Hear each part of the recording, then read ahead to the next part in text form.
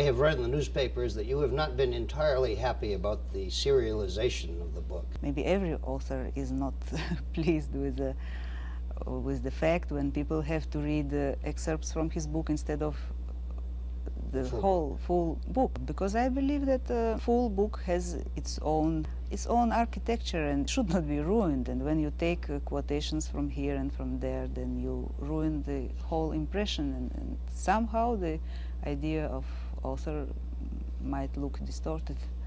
You had further to cope with the fact that the Soviet government, for reasons best known to it, undertook a campaign to discredit the book.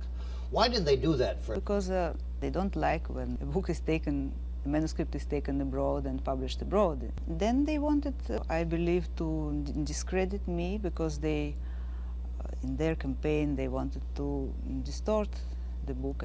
And they just don't let anyone to have his own opinion. I get the impression that it's your feeling that things began to improve after your father died and Beria disappeared. My feeling was like that.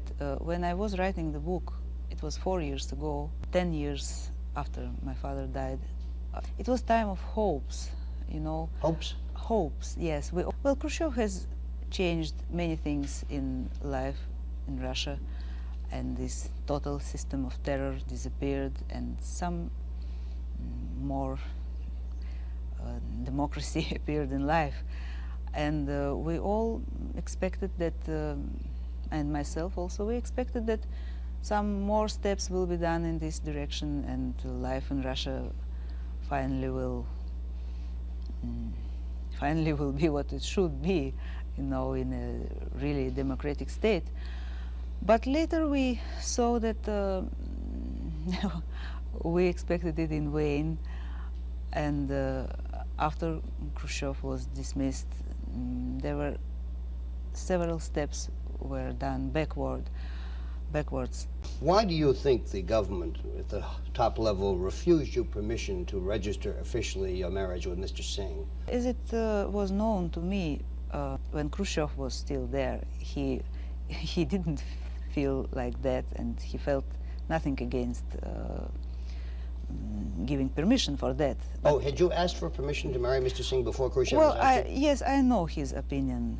I know his opinion. He didn't found it something embarrassing for the state. But later, when he was dismissed, the opinion has changed, and then it was expressed to me officially.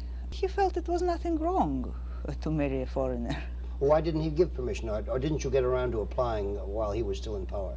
Oh, well, you see, because Mr. Singh was in Moscow, and then he left for India, and then he returned back after 1.5 years. And during that period, unfortunately, many things have changed, and also opinion on that particular question also has changed. So later we could not do anything.